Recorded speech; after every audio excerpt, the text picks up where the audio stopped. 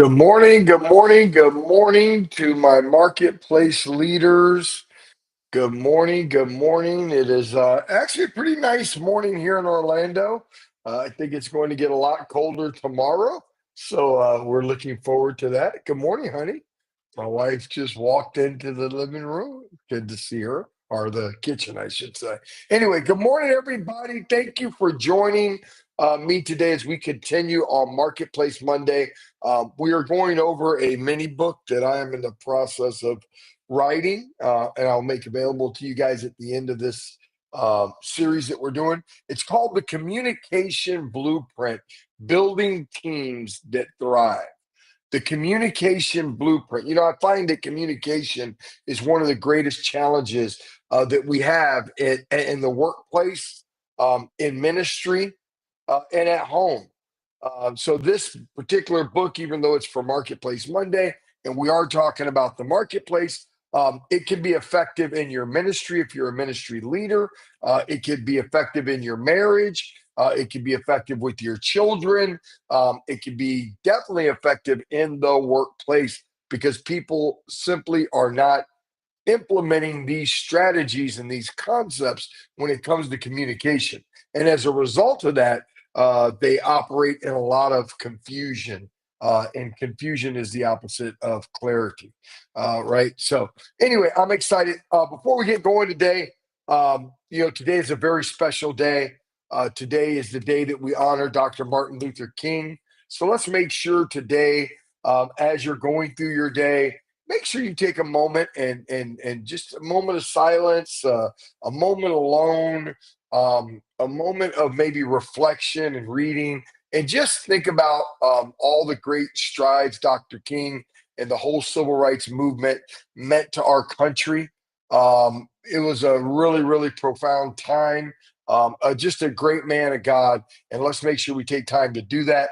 And then also today is the inauguration of our 47th president as we change presidency in the United States of America. Another thing to be excited and pray about, and just be in touch with what's going on. So let's get into the message for today.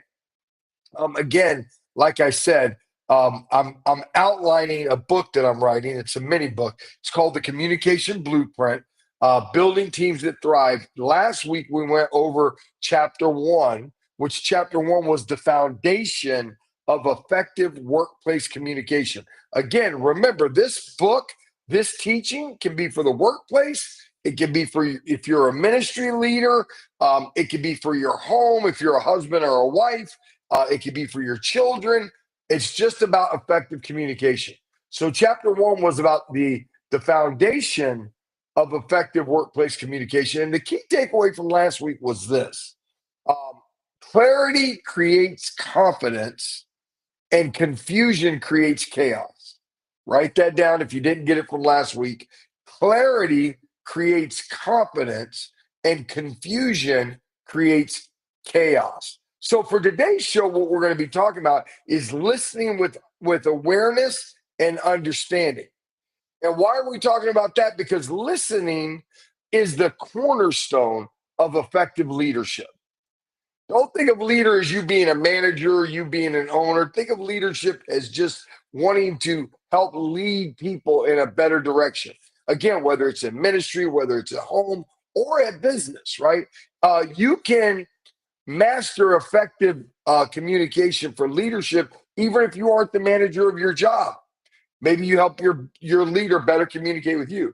So again, listening when it comes to communication is very, very effective, right? Um, but the challenge is in the hustle of the workplace, in the hustle of ministry, or in the hustle of home dynamics, it's often listening is often overlooked or misunderstood. True listening is more than hearing words. True listening is more than hearing words. True listening is about being fully present, about being fully present. It's about validating others and responding with thoughtfulness. True listening is about being fully present, validating others, and responding with thoughtfulness. So today, as we look into this and we dive into How do we practice? How do we implement listening with awareness and understanding? Right? If we can master this, if we can learn to do this, this can transform us or our leadership styles, and it can help build dynamic teams. Think about that. Think about that. Imagine a workplace, imagine a ministry, imagine a marriage where every voice feels valued. Think about that. Imagine a workplace, imagine a ministry, imagine your relationship with your children, imagine your relationship with your husband or your wife, where every voice feels valued. Everybody wants to feel valued. Teams thrive, ideas flourish, and trust deepens when we as leaders actively listen to people, right? So today, what I want to do is I just want to break down some steps of how we can get there. Now, here's our wisdom key for today. Write this down. On every one of these, I want to just give you something that God had kind of spoke to me specifically about this entire chapter or part that we're doing. So write this down. And this is always just the jogger, if you will, to jog your memory to the greater concept of what we talked about here. Wisdom is found in the silence of listening, not in the noise of speaking. Wisdom is found in the silence of listening, not in the noise of speaking. Pastor Nick, there's one of my wisdom keys. Wisdom is found in the silence of listening, not in the noise of speaking. When I teach sales training, I tell people all the time, selling is listening. Selling is listening for the wisdom of what the person really truly desires, right? So, how do we get to this wisdom foundation of listening correctly? I'm going to give you 5 quick steps today that will help you.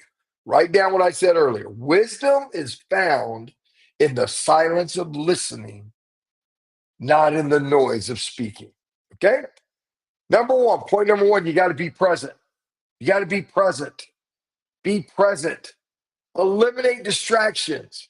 Give your full attention to the speaker, to listen, not respond.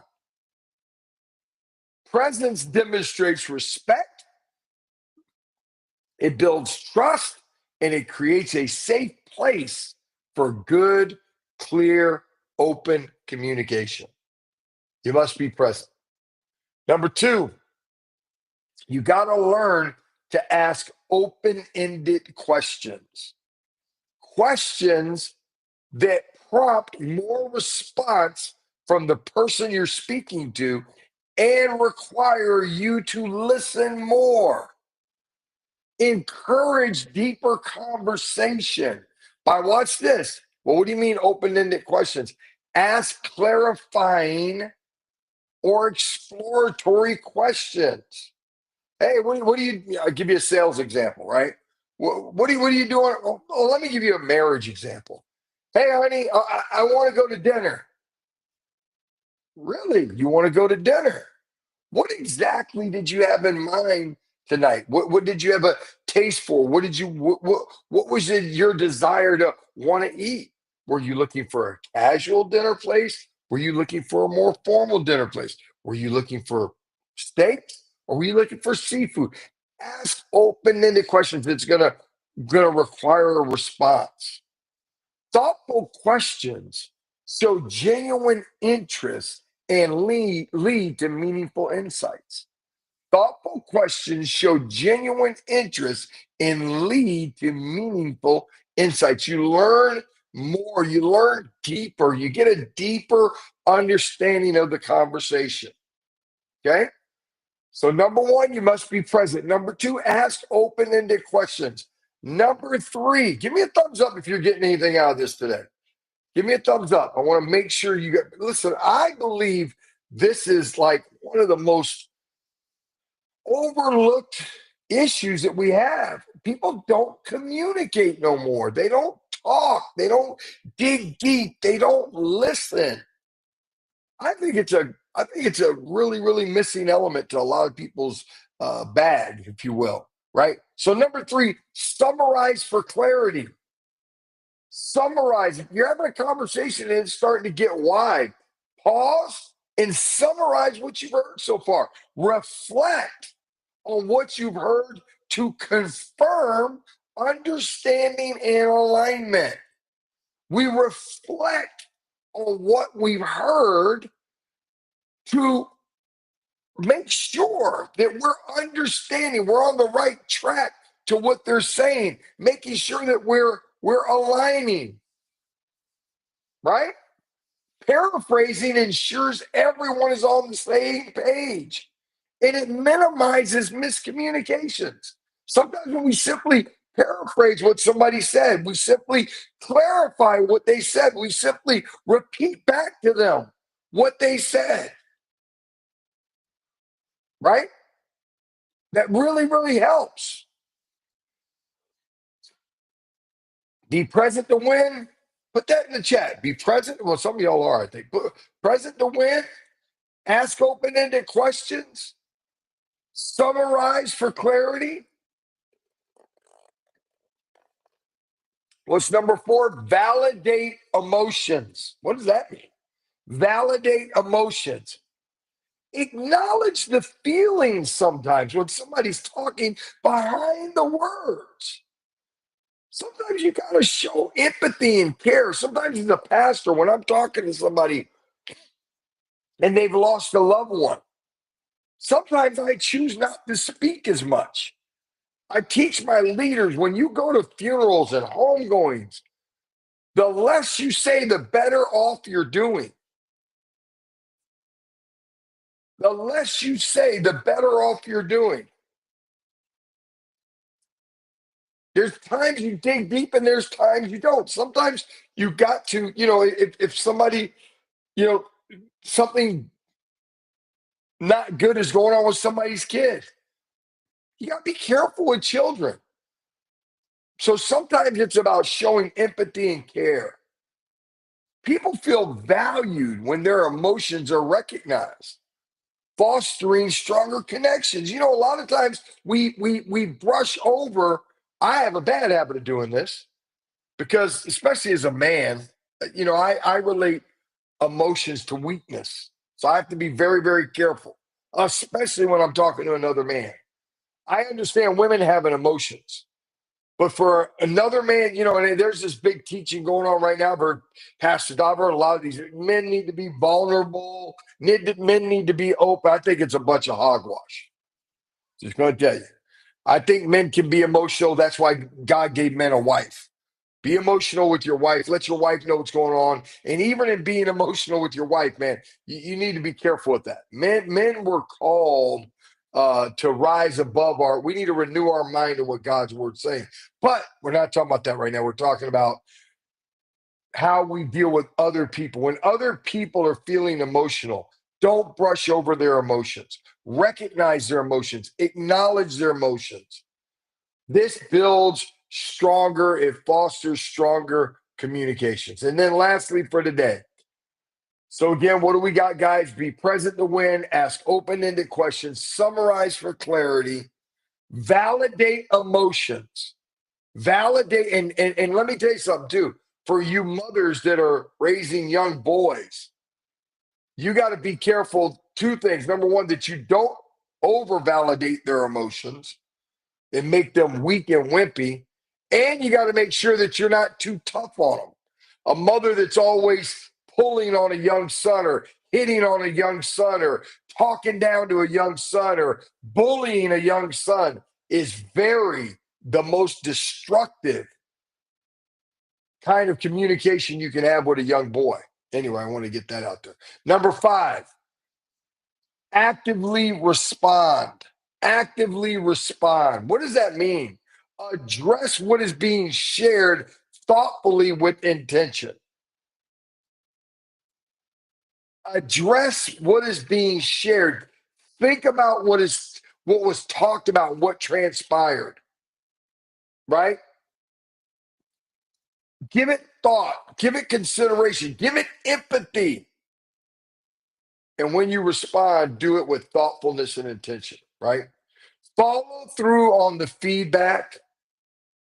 When you follow through on feedback or concerns, right? When you do, when you circle back, it builds credibility and it strengthens relationships.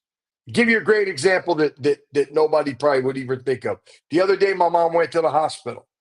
When she got home a day later, the hospital literally called and checked on her.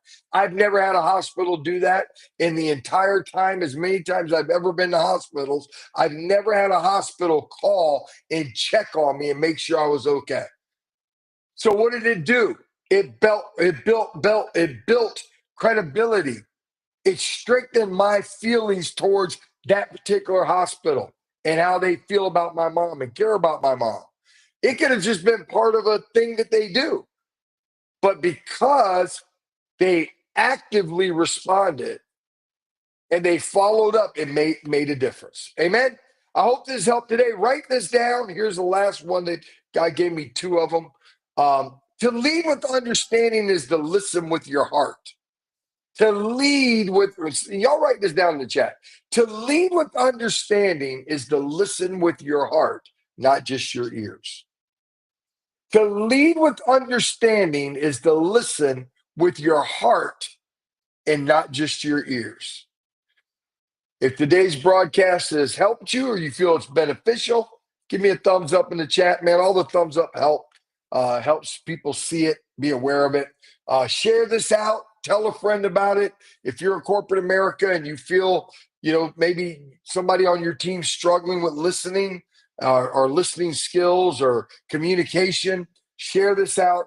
Give it to them. Let them know what's going on. We're just trying to help folks out. Listen, until Wednesday, Pastor Franny will be here with We Wednesday with her book. She's doing a great job. I'm excited. So we will see you on Wednesday. Until then, stay warm. And remember, Pastor Nick saying, enjoy life.